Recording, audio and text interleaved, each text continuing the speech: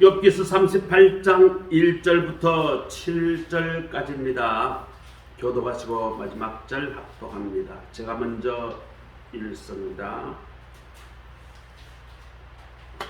욥기서 38장 1절입니다. 그때에 여호와께서 폭풍우 가운데에서 욥에게 말씀하여 이르시되 무지한 말로 생각을 어둡게 하는 자가 누구냐? 너는 대장부처럼 허리를 묶고 내가 네게 묻는 것을 대답할지니라. 내가 땅에 기초를 넣을 때 내가 어디에 있었느냐? 내가 깨달아 알았거든 말할지니라.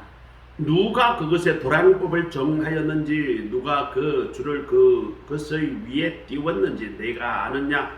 그것의 주는 무엇 위에 세웠으며 그 원통 미도를 누가 막았느냐? 같이 읽습니다. 그때의 새벽별들이 기뻐 노래하며 하나님의 아들들이 다 기뻐 소리를 질렀느니라. 아멘. 이것은 하나님의 말씀입니다.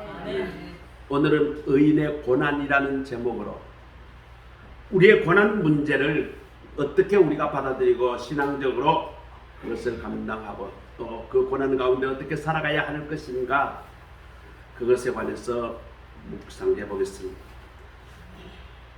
첫 번째, 고난이라는 것은 꼭 죄인에게만 오지 않는다는 겁니다. 많은 고난은 나의 잘못과 실수로 오기도 합니다만, 그러나 의인도 내가 잘못하지 않아도 고난은 닥칠 수가 있다. 우리가 고난을 닥쳤을 때에 우리는 하나님 앞에 우리에게 하시는 하나님의 음성을 들을 수 있어야 합니다. 고난 가운데, 그 고난 가운데 허부적만 거리고 있으면 그 고난이 나에게는 유익함이 없습니다. 그 고난 가운데서 나는 하나님의 음성과 하나님의 뜻을 발견하게 되면 그 고난은 오히려 하나님이 나에게 준 은혜의 기회이다. 그리고 그러한 고난은 우리를 더욱더 하나님께로 다가가고 하나님과 더욱더 친밀한 관계를 만들어주는 기회로 우리는 만들어야 한다는 것입니다. 자, 오늘 설교는 대충 이렇게 진행됩니다. 첫 번째는 의인도 고난을 겪는다는 것입니다. 수많은 성경에 사람들이 나타나죠. 그 중에 잘된 사람도 있습니다. 그런데 거의 대부분의 사람들이 고난을 겪습니다. 그냥 잘된 사람이 이삭 정도가 될까요? 뭐 이삭도 고난을 겪지 않은 것은 아닙니다. 그러고 보면 아담 하와가 고난을 안 겪었을까? 최초의 인간이. 근데 아담과 하와도 엄청난 고난을 받았어요. 그 아름다운 에덴 동산, 꿈 같은 천국 같은 에덴 동산에서 범죄함으로 말미암아 쫓겨나가지고 쫄딱 망했죠. 그 좋은 에덴 동산에서 쫓겨났어. 이 땅에 그냥 추방되었습니다. 쉽게 이야기하자면 풀빌라 맨션에서 쫓겨나가지고 노숙자가 되어버린 것이 아담과 하와지요. 뭐 그렇게 보면 성경의 많은 인물들이 거의 대부분 다 뭐다? 고난을 겪었다. 오늘 본문에서 읽은 욥은 원래는 동방에서 최고 부자였다고 했어요. 뭐 지금 우리나라로 하면 삼성의 이재용 회장보다도 더 부자였을 것이다. 그런 욥이 시련을 당했습니다.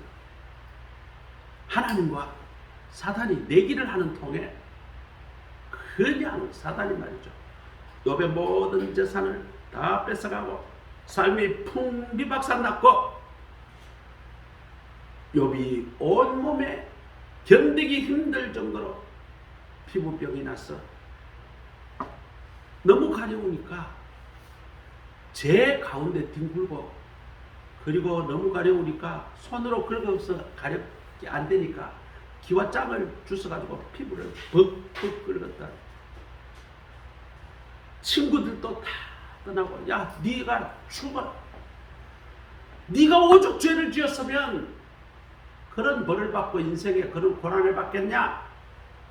아니, 부인도 말이죠. 이때 위로를 해주고 같이 그 어려움을 이겨내야 될 부인이 하나님을 저주하고 죽어라! 이러고 말이죠. 마누라가 도망가고. 친구들도 만나는 친구들마다 네가 오죽 하나님 앞에 잘못했으면 그렇게 쫄딱 망했냐? 그렇게 비난을 합니다. 욥은 사람을 만날 때마다 마음이 상해요. 나는 하나님 앞에 잘못한 게 없는데 어떻게 이렇게 됐는가?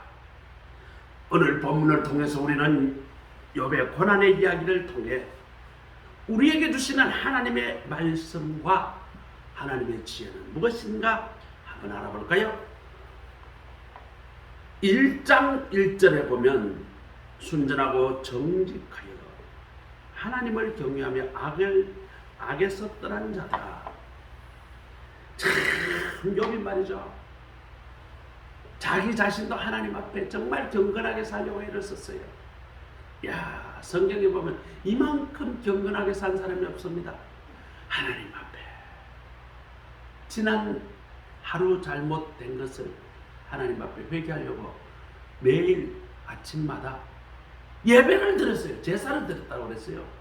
번제를 드렸더라. 그리고 잠자기 전에 또 번제를 드렸더라. 이 번제라는 게 지금처럼 예배처럼 말이죠. 간단하지 않아요. 우리는 예배가 말이죠. 간단하죠. 그냥 찬송하고 기도하고 성경하고 구절 읽고 가정 예배는 매우 간단하죠. 그런데 욥의 가정 예배는 양을 잡아서 불을 태워서 하나님 앞에 향기를 드리는 그런 번제를 아침에 드리고 저녁에 드렸다. 왜? 나도 모르는 사이에 하나님께 범죄할까? 늘 그렇게 욥의 처사가 그랬다. 그것뿐만 아니에요.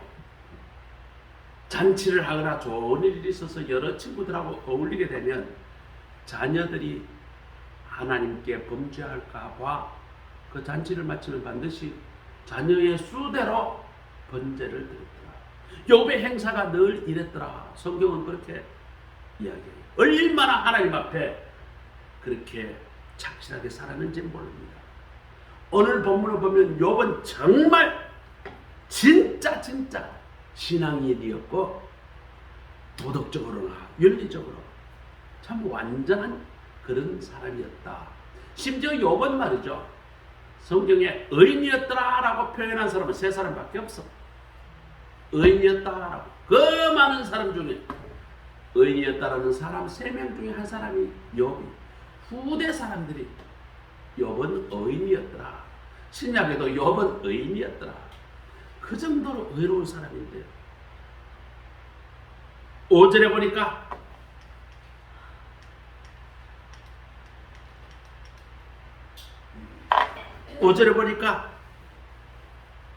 잔칫날이 지나면 아까 말한 대로 그 자녀들에게 하나님을 배반하였을까?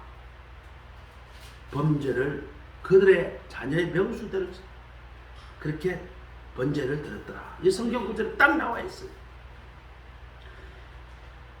이렇게 하나님 앞에 열심히 봉사하고 열심히 섬기고 하나님과 동행하고 늘 범죄하지 않으려고 그렇게 살았고 모든 사람이 의인이라고 평가하고 그랬던 욥이 부자가 되어서 사는 건 하나님 앞에 복받아 사는 건 당연하지. 그죠? 그래야지. 그렇게 의롭게 살고 하나님께 충성을 다했으면 하나님께 복을 받는 것이 우리 상식으로는 당연하지. 그래야 의로운 하나님이지. 못된 인간이 복 받으면 그 하나님이 그 의롭겠어요? 우리 생각이 그렇잖아요. 그런데 욥이 말이죠. 하나님의 허락하에 사탄이 말이죠. 와가지고 욥의 모든 재산을 다 뺏어가고 자녀들을 다 죽여버리고 엄청난 그런 고난 가운데 빠지게 합니다.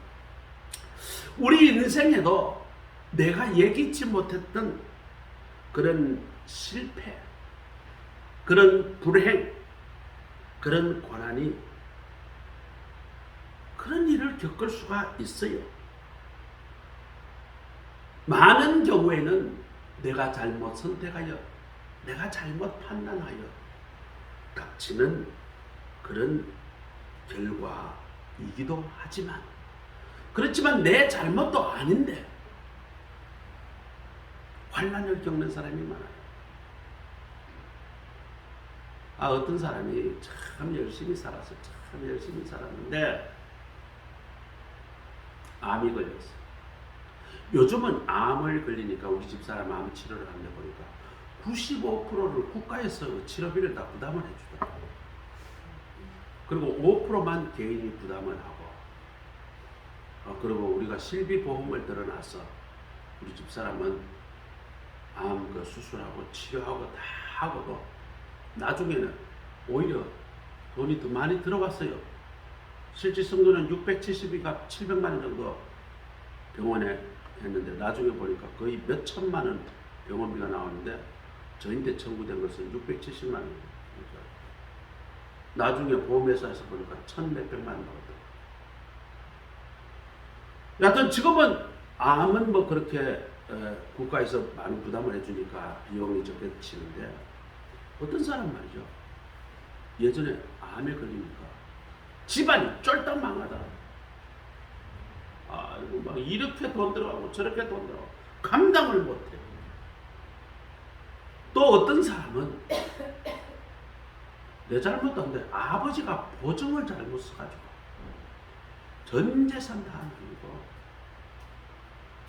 번듯하게 학교 잘 다니다가 집안이 쫄딱 망해가지고 들었을 데가 없어서 학교를 그만두는 내 친구도 있어요. 이 친구는 삐뚤어져가지고 학교를 나올 수가 없으니까 뭐 창피스럽다고 하면서 경주에서 떠났어요. 나중에 만나는데 어떻게 됐냐, 나중에 군대 갔다 오고 난 뒤에 총각 때 내가 이제 취직하고 난 뒤에 고향에 내려가서 그 친구 소식을 들었는데, 중학교 때 그런 일을 아버지가 보증 잘못 써가지고 쫄딱 망하고 그 친구가 산골에 그냥 논 좀 있는 집에 가서 창피스럽 사람 보기가 부끄러워서 그 집에 스스로 멋섬을 살게 들어갔다. 밥만 먹여주면 일을 해주겠다. 그래서 거기서 세상을 등지고 그렇게 살았다. 그러니 중학교 2학년 때 나서 뭐 중학교 2학년 3학년 때 14살 15살 되니까 그게 뭐 철이나 있겠어요. 그리고 군대 갔다 오고 난 뒤에 그 경주 시내 나와서 살면서 제가 30대에 그 친구를 만났는데 참 공부도 잘했어요. 착했어요. 교회도 열심히 나갔어요. 자기의 뜻도 아닌데 집안이 그렇게 어렵게 되니까 공부의 기회를 놓치고 그렇게 살아요. 이 나중에 말이죠, 이 친구가 또 뭐 열심히 일해가지고 또 전화위복이 됐어요.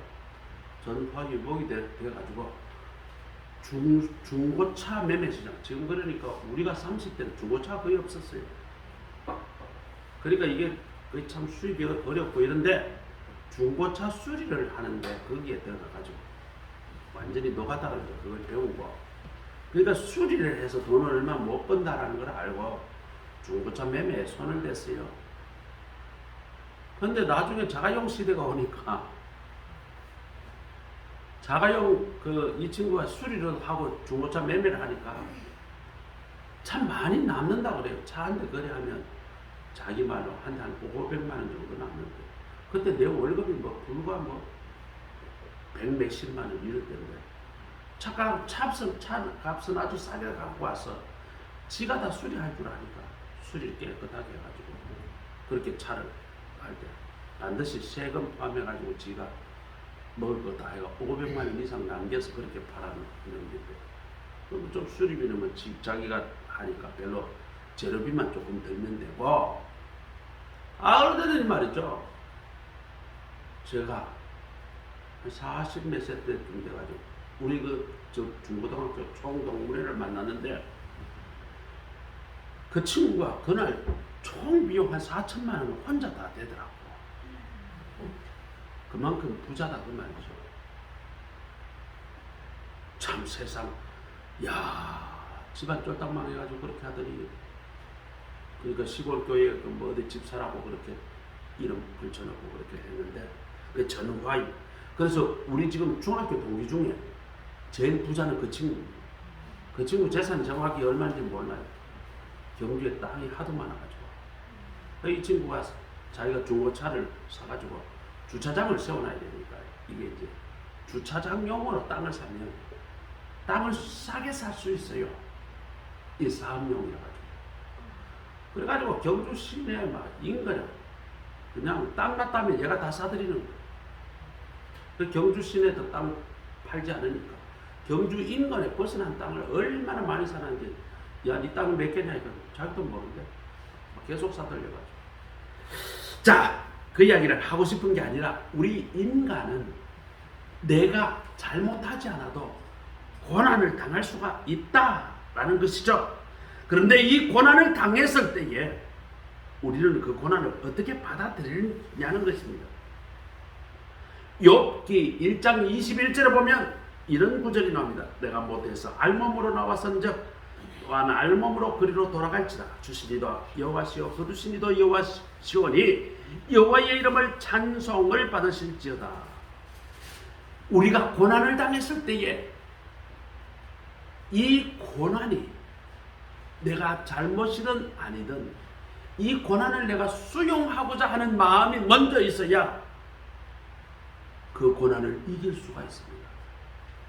내가 이 고난을 당했는데 억울하다, 분하다, 나를 이렇게 고난에 빠지는 일은 내가 설사 좀 잘못했다 하더라도 나에게 사기친 놈, 그럼 내가 죽여야지. 내가 이를 뽀득뽀득 한다고 달라지는 게 없어요. 어떻게 해야 된다? 내게 복을 주시는 이도 하나님이시고 내게 고난을 주시는 이도 하나님이시니 내가 여호와의 이름을 찬송하며 그분에게 내가 나아갈지어다. 욥이 그렇게 했다는 거예요. 욥이 지금 어떤 상태예요? 전 재산 다 지금 망해가지고 폭사고 망해서 다 날라갔어. 자녀가 말이죠, 번개 맞아 죽고 이웃에서 마을에서 와서 칼로 맞아 죽고 다 죽어버렸어요. 10명이나 되는 자녀가 한꺼번에 다 죽어버렸어요. 마누라는 말이죠, 내한테 저주하고 도망가 버렸어요. 온몸에 병이 나가지고 지금 말이죠, 방 안에 들어갈 수도 없어 제 가운데 뒹굴어서 가려움을 좀 피해보려고. 그리고 말이죠, 이 삭은 파리를 구해가지고 몸을 벅벅 끓고 있는 그런 가운데서 고백한 게 이 고백이야. 그런 괴로움 가운데, 그런 고난 가운데 내가 못해서 알몸으로 나왔지. 그래, 내 삶에 주어진 모든 것이 다 하나님의 은혜야. 주신 분도 하나님이지. 그래, 내게 다 각오하시는 것, 그분도 하나님이시야. 내가 이 하나님의 그 크신 뜻 안에서 살아가는 존재인데 내가 하나님 앞에 어떻게 악다구니를 하겠냐. 내가 하나님 이름을 찬송하고 찬송할지니라. 그러므로 하나님, 그 여호와 하나님은 내 찬송을 받으시옵소서. 이런 기도를 했다는 거예요. 참 위대합니다. 이런 고난 가운데 있으면 이런 기도가 나오겠냐고.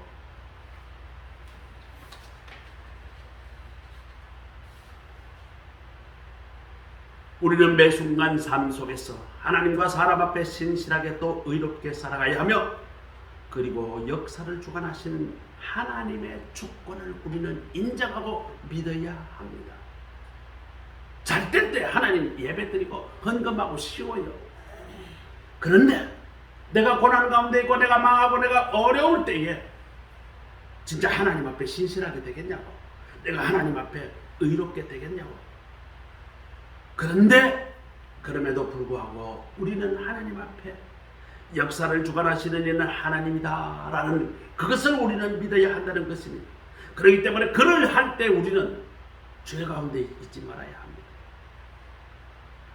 또 무슨 일이 잘못되었을 때 재수가 없어가지고, 내가 운이 없어가지고, 내가 인복이 없어서 이런 생각을 하면 안 된다는 것입니다.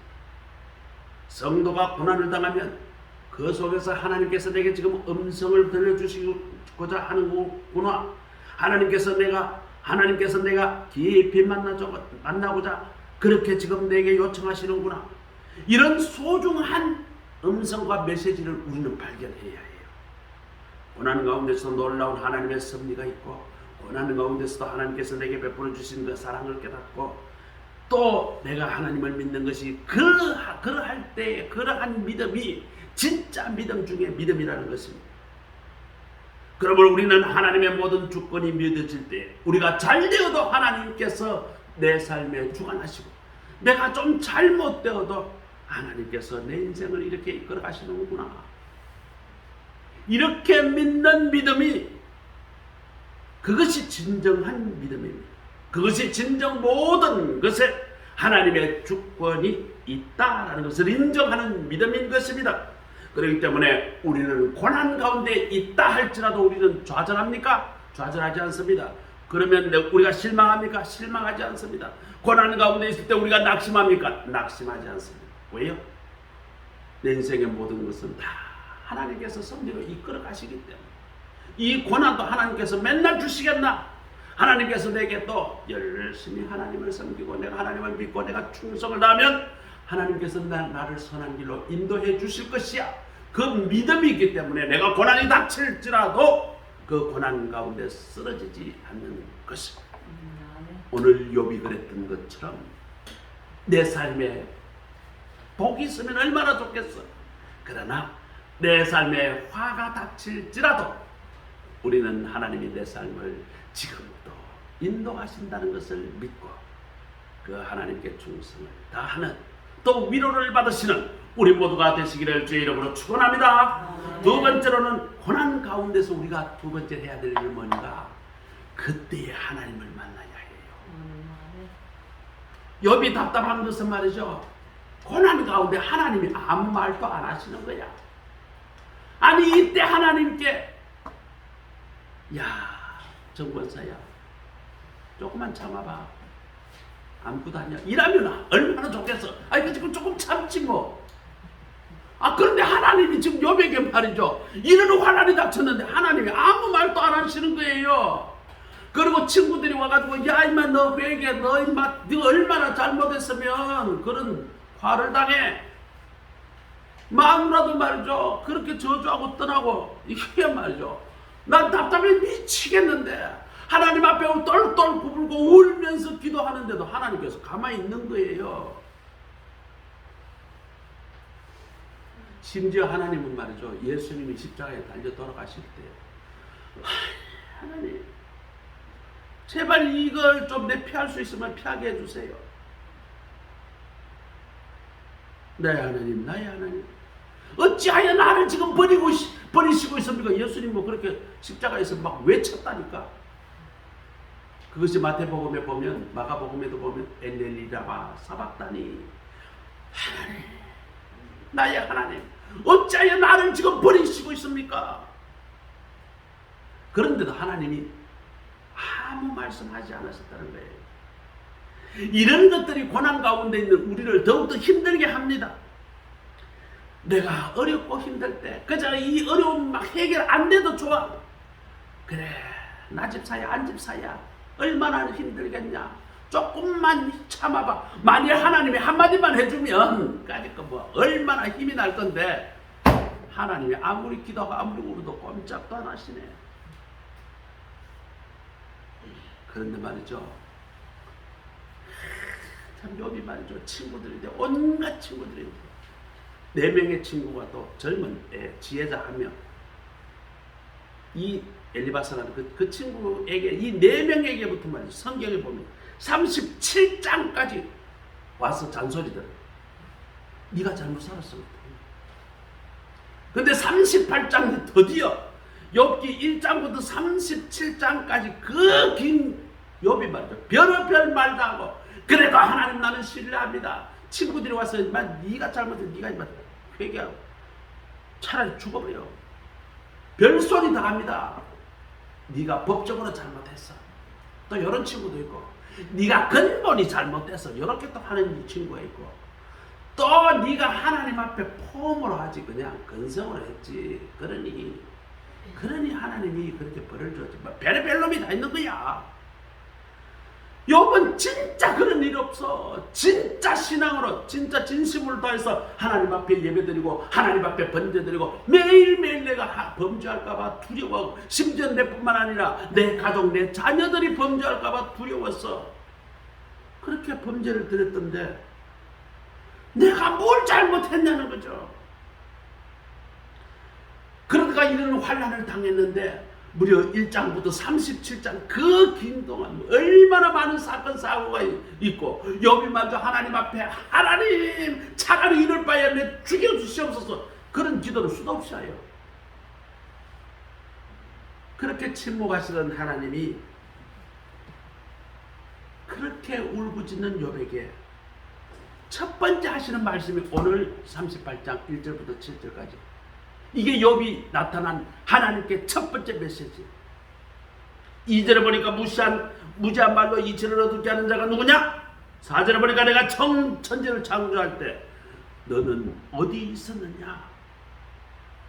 욥이 말이죠, 하나님이 창조할 때에 아예 이 세상에 존재조차도 하지 않았다는 거예요. 하나님께서 이 세상 큰 우주 만물을 섭리하실 때에 네가 내 뜻을 알긴 하겠냐? 오늘 본문에 읽지는 않지만 34절에서 35절, 37, 38절에 이런 구절이 나옵니다. 비가 오도록 구름을 불러낼 수 없으며 번개를 일으킬 수도 없지 않으며 또 지혜로 구름을 계수할 수 없으며 비를 누가 내릴 수 있게 할 수 있느냐? 하나님은 계속 묻습니다. 그것은 전지전능하신 하나님만 할 수 있는 일이지, 하나님 외에는, 창조주 하나님 외에는 그런 온 우주 만물을 섭리할 수 있는 사람은 아무도 없다. 네가 그것을 아느냐? 욥에게 그렇게 이야기하는 것입니다. 이 거대한 역사의 수레바퀴 속에서 온 우주 만물의 이 역사신 이 가운데에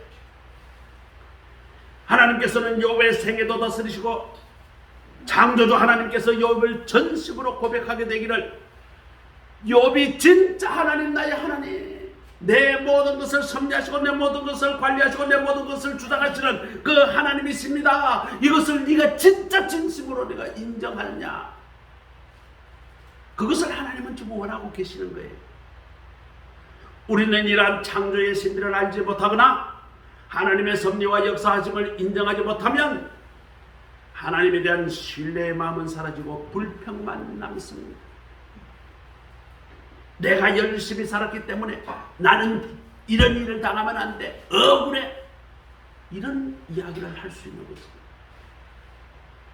그러나 욥이 드디어 깨닫기 시작합니다. 내게 화를 주시는 이도 하나님이시여, 내게 복을 주시는 이도 하나님이시여, 내 인생을 잘 되게 하시는 이도 하나님이시지만 이 역사의 수레바퀴 안에서 그 하나님의 크신 뜻을 내가 감히 조금도 이해할 수가 없지만 그 하나님이 나의 선하심을, 내가 하나님이 그 구원하심의 그 큰 역사의 수레바퀴 속에 내가 있다라는 것을, 그것을 깨닫게 되는 것이에요.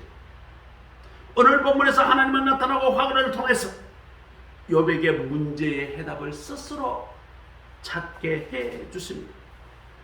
하나님이 그 엄청난 그 경륜과 하나님의 그 엄청난 그 전지전능하심을 욥이 감히 머리털 것만치도 이해하기가 어렵다는 것이죠. 그렇지만 하나님은 친히 욥의 일투족을 모두 다 보시고 계셨고, 욥이 지금 고난 가운데 있지만 친히 욥을 돌보시고 계셨고, 욥이 지금 고난 가운데 환난 가운데 있고 눈물 가운데 있지만 여전히 하나님은 욥을 사랑하고 계시고, 하나님이 한 번도 욥에게 눈길을 벗어난 적이 없고 뗀 적이 없다. 그 창조주 하나님을 욥이 드디어 발견하게 되는 것입니다. 그리고 이제 자신에게 당한 그 고난과 고통에 대해서 문제를 달리 보기 시작합니다. 여러분 인생의 가운데 문제나 고난에 대해서 다 알아야 하고 그것에 대한 다 해답을 다 가져야 한다는 생각, 그 자체가 교만이에요. 인간은 자기 스스로 미래를 알 수가 없어요. 알 수 있는 인간은 없습니다. 과거의 모든 것을 경험을 해서 미래를 그저 예측할 뿐이지 그대로 맞아 다 떨어진다면 세상에 실패할 인간이 누가 있겠어요? 돈 못 벌 인간이 누가 있겠어요? 야, 성남의 땅값이 지금 2배, 3배 올랐다는데 그런 줄 알았으면 땡빛을 냈어라도 그냥 사놨지. 그게 2배, 3배 올라가지. 누가 알았냐고!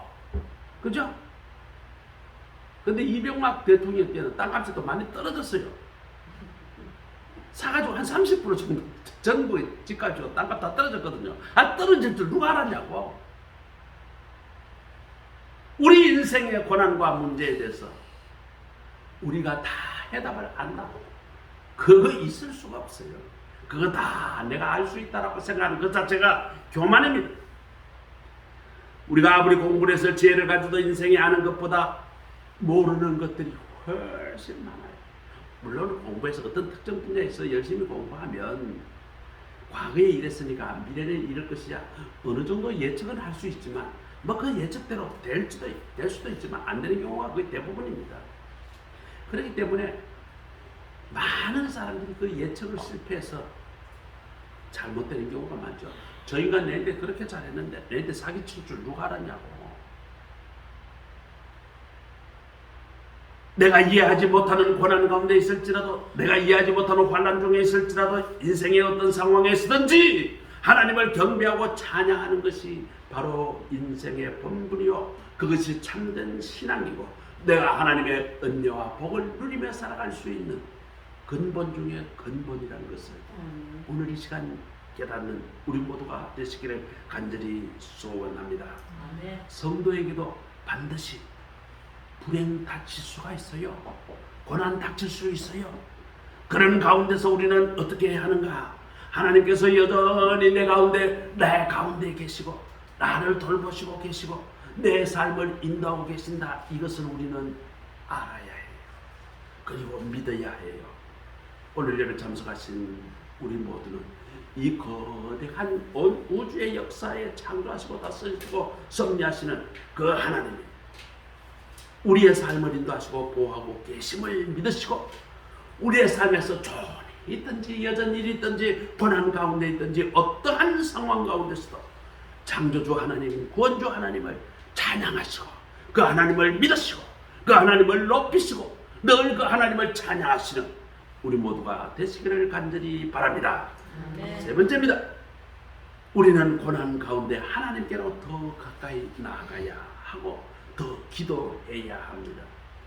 42장 10절 오늘 읽지 않았지만 42장 10절에 보면 욥들이 그 벗들을 위하여 빌매 여호와께서 욥의 권경을 돌이키시고 욥에게 그 전보다 그 모든 소유보다 갑절이나 주신지라. 욥이 친구들이 말이죠. 욥이 고난 가운데 있을 때 괜히 위로해 준다고 와가지고 똑바로 살아. 왜 그렇게 살았니? 야, 누구는 보니까 잘못 사니까 그래 망하더라고. 이 말은 뭐예요? 네가 잘못 살아서 망했다 이 말이거든. 그런 이야기를 들으니까 괴로워 죽을 지을진데 욥이 하나님을 만나고 나니까 그 친구들이 오히려 불쌍히 보이더라. 그래서 그 벗들을 위해서 기도를 하는 거예요.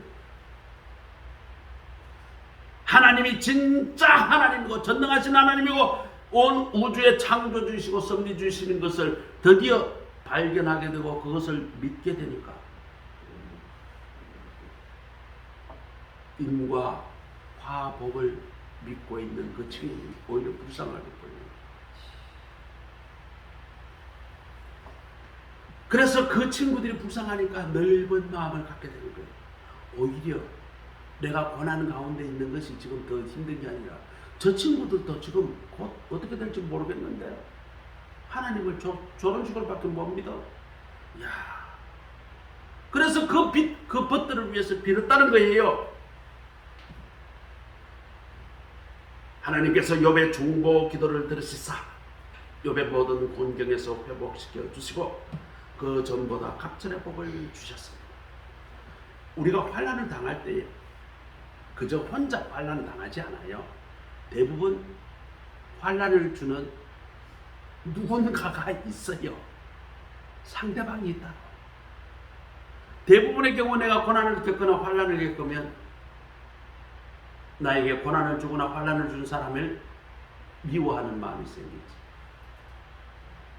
그리고 복수할 수는 없지만 마음속으로 복수하는 마음이 생기는 거야. 저 인간 기회만 되면 내가 어떡한다? 내가 죽여버려야지. 이런 마음이 드는 거예요. 그런데 욥은 오늘 보니까 참된 그 하나님을 발견하게 되니까 오히려 그렇게 나에게 위해를 갔던, 나에게 부적절한 말을 했던, 나에게 고난을 줬던 그 사람들이 불쌍히 보이더라.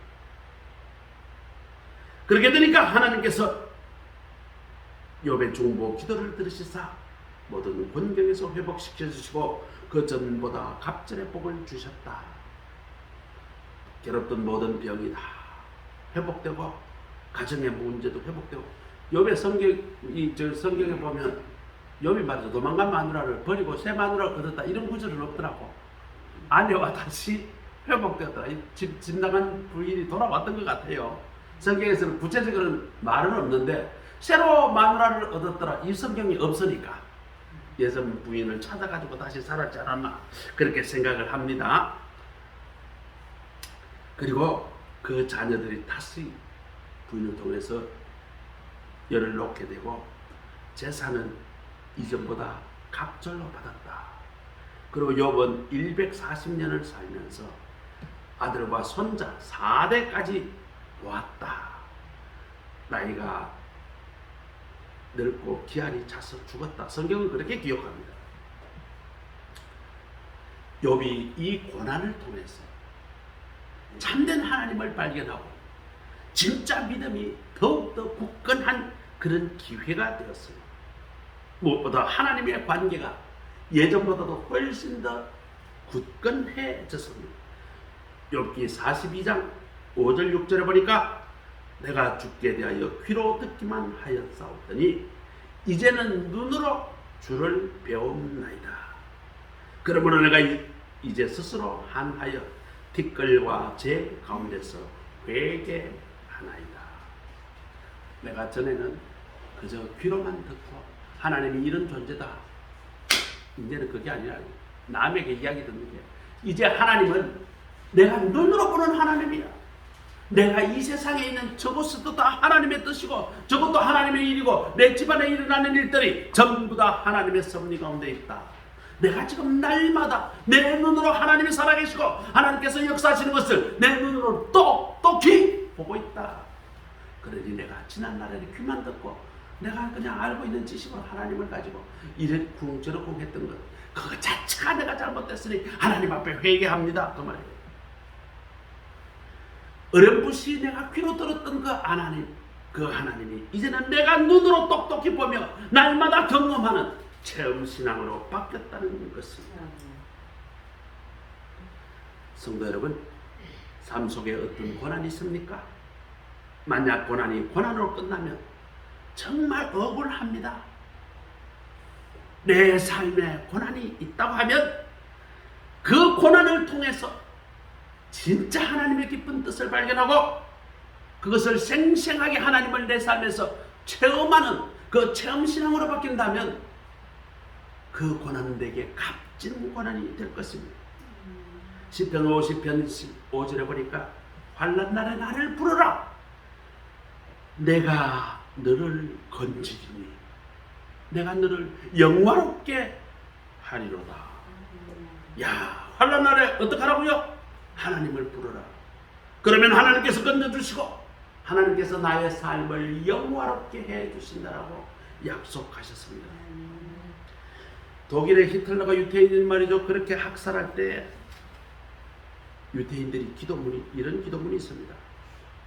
하나님이요, 우리가 뭐 잘못했어?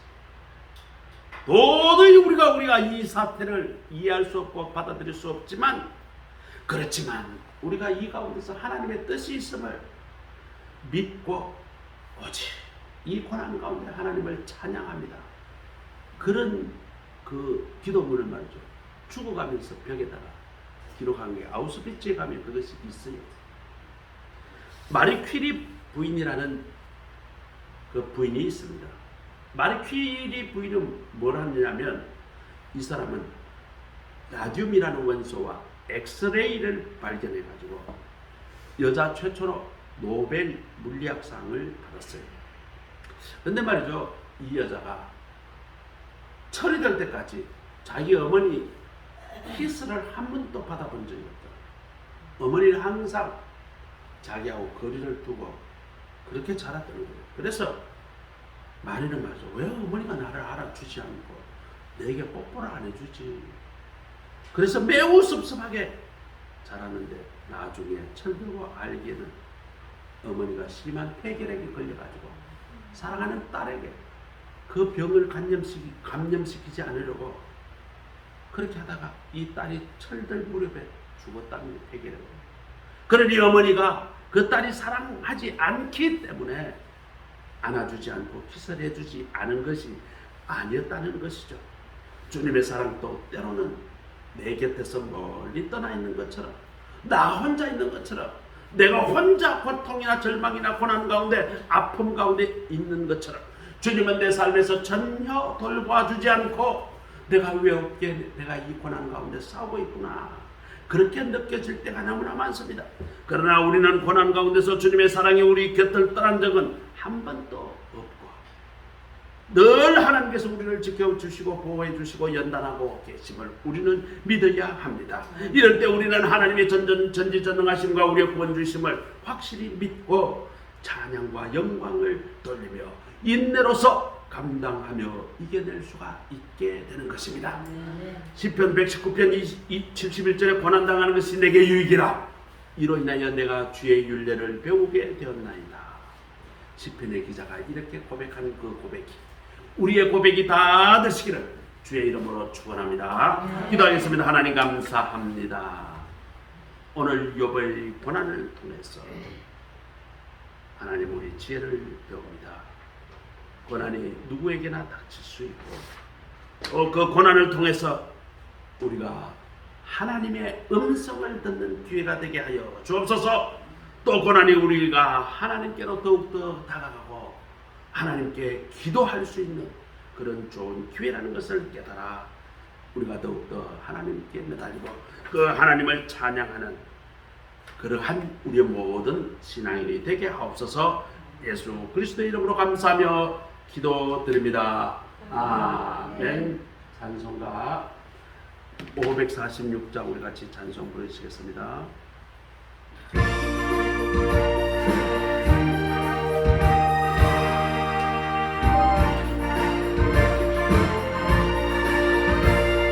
주님 약속하신 말씀 위에서 영원토록 주를 찬송하리라. 소리 높여 주께 영광 돌리며 약속 믿고 주께 소리가